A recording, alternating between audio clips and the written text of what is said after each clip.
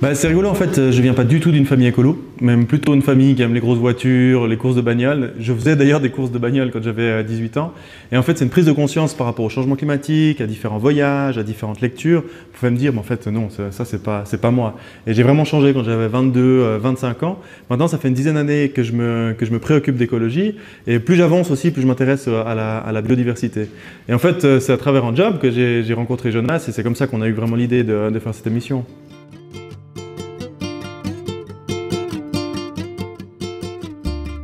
Moi j'aime bien le terme d'écolo qui se préoccupe du vivant. C'est vrai que écolo aujourd'hui c'est connoté assez négativement dans certains groupes de population. C'est vrai que je vis dans une maison en paille, je suis pas raccordé au réseau électrique. Je fonctionne à l'autre pluie chez moi, j'ai une voiture électrique. Malgré tout, c'est pas assez parce que si on regarde la société à 2000 watts, qui est l'objectif qui nous permettrait d'être en fait réellement durable dans notre société, aujourd'hui la société consomme 6000, 6500 watts en Suisse. Moi je suis plutôt autour des 3000, 3200, même que j'utilise que des énergies renouvelables. Donc je suis pas encore au stade où on peut dire que je suis un vrai écolo, même si j'y travaille.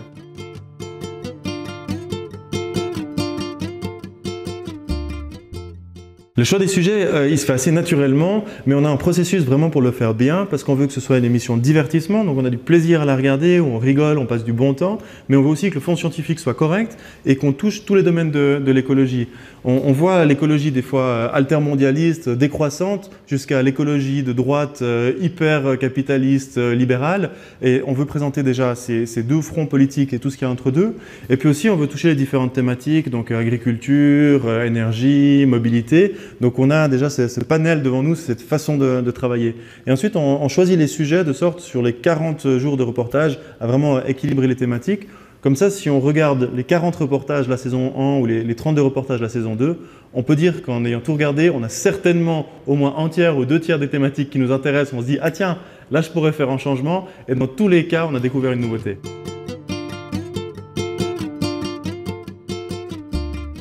Bien sûr, on se pose ces questions tous les jours. Ce qu'on trouve qui est vraiment chouette, c'est que c'est une émission multiplateforme. Donc on est à la télé, on est à la radio, on est sur les réseaux sociaux et qu'elle a une dimension communautaire. Donc il y a une communauté qui est en train de se créer derrière ces projets-là, qui soutient ce projet-là et qui a envie de faire ce genre de projet.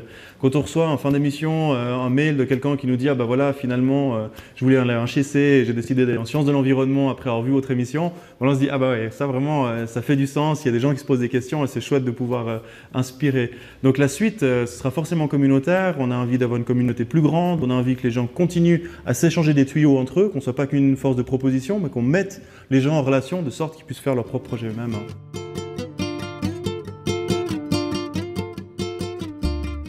Il n'est pas devenu 100% écolo, mais par contre, sur toutes les choses où il peut gagner en qualité de vie, il a changé rapidement. C'est une qualité qu'il faut lui reconnaître, sa faculté d'adaptation. Et c'est vrai qu'avant, il roulait avec un gros 4x4. Là, il achète une voiture électrique parce qu'il se rend compte que la voiture électrique est plus puissante, plus confortable, moins chère et franchement vachement agréable à conduire. Et ça s'applique à l'écotourisme, ça s'applique à l'habitat. Vivre dans un habitat isolé, on vit mieux que dans un bon habitat pas isolé avec une grosse chaudière à mazout. Donc si déjà on prend toutes les choses qu'on peut faire, lui il les a fait concrètement, rationnellement, une à une, et il y a des choses qu'il ne fait pas, c'est pas grave, on a encore quelques saisons pour le convaincre.